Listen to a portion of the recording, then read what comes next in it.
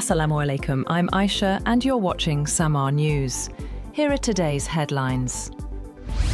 The priority of talks between Iran and the United States this week in Istanbul is to avoid any conflict and de-escalate tensions between the two sides. A regional official said that a group of regional powers were also invited, adding that some of the countries invited to the talks at the foreign ministers level included Pakistan, Saudi Arabia, Qatar, Egypt, Oman, and the United Arab Emirates. The person said the main meeting would be on Friday and that it was important to start dialogue between the parties to avoid further escalation. A senior UAE advisor said the Middle East does not need another US-Iran confrontation, calling for direct negotiations to reach a long-term nuclear deal. Speaking in Dubai, Anwar Gargash warned against escalation as Washington deploys warships and Iran resumes talks with US officials in Turkey. He also dismissed criticism of the UAE's role in Yemen and Sudan as exaggerated online campaigns. The US military claims to have shot down an Iranian drone that approached the aircraft carrier Abraham Lincoln in the Arabian Sea. It said the Shahed 139 drone was flying toward the carrier with unclear intent and was downed by a US F-35 fighter jet. This comes as Iran reportedly demanded that planned talks with the United States on Friday be moved from Istanbul to Oman and held in a bilateral format, as reported by American news website Axios.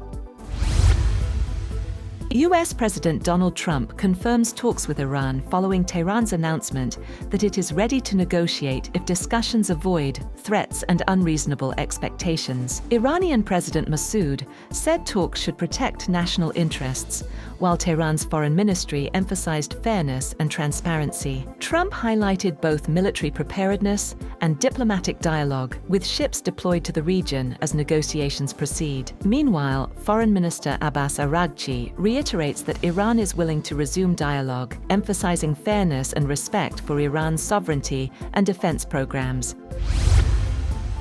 Meanwhile, Iran's Armed Forces Chief of Staff, Abdul Rahim Mousavi, said Tehran is fully prepared to retaliate against any military provocations that violate its sovereignty. Mousavi warned that Iran's response would be swift and decisive, dismissing claims that the country is weak. China has strongly condemned the recent attacks in Baluchistan and reaffirmed its support for Islamabad in combating terrorism. Foreign Ministry spokesperson Lin Jian said Beijing mourns the lives lost and expressed condolences to the injured and bereaved families. He said China firmly opposes all forms of terrorism and would continue to support Pakistan in maintaining stability and protecting its people. India has agreed to purchase petroleum, defense equipment, aircraft, and other US products in a trade deal worth over $500 billion, aiming to strengthen economic ties and reduce the bilateral trade deficit. As part of the agreement, the US will cut tariffs on Indian goods from 25% to 18%, while India will halt Russian oil purchases and reduce trade barriers. The deal covers energy, technology, agriculture, pharmaceuticals, and defense, signaling deeper strategic and economic cooperation between the two nations. Meanwhile, the Kremlin says it has heard no statements from India about halting purchases of Russian oil after US President Donald Trump said New Delhi had agreed to stop such purchases as part of a trade accord with Washington. Kremlin spokesman Dmitry Peskov said Russia was carefully analyzing Trump's remarks on relations with India. Asked directly if India had decided to stop buying Russian oil, Peskov said, so far, Moscow has not heard any statements from Delhi on this issue.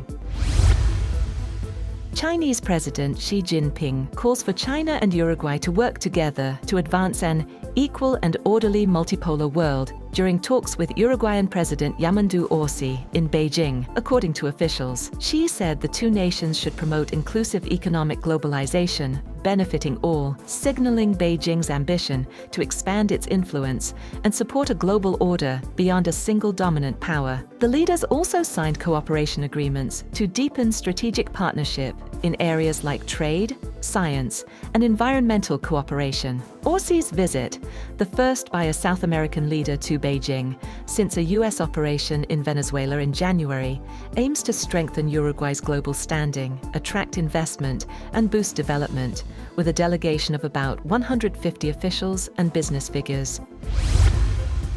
Ukraine has reportedly agreed with Western allies that persistent Russian violations of a future ceasefire would trigger a coordinated military response from Europe and the United States, the Financial Times reported on Tuesday, citing officials familiar with the discussions. Reuters could not immediately verify the report. The multi-tiered plan, discussed in December and January, would see breaches of an agreed armistice addressed in stages. Initial responses would involve diplomatic warnings and Ukrainian military action to halt violations. If hostilities persisted, intervention would expand to a coalition of willing nations, including EU members, the UK, Norway, Iceland, and Turkey. An escalated Russian attack would trigger a full Western-backed response, including US forces, within 72 hours. Envoys from Kiev, Moscow, and Washington are scheduled to meet in Abu Dhabi on Wednesday and Thursday to pursue talks aimed at ending the conflict.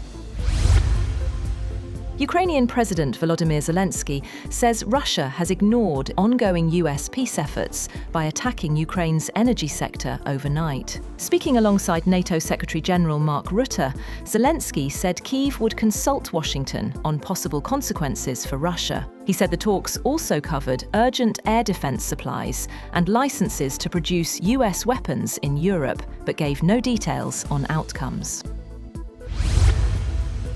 Spain Prime Minister Pedro Sanchez has said that the country plans to ban access to social media for minors under 16, and platforms will be required to implement age verification systems as he announces several measures to guarantee a safe digital environment. Sanchez's left-wing coalition government has repeatedly complained about the proliferation of hate speech, pornographic content, and disinformation on social media, saying it had negative effects on young people.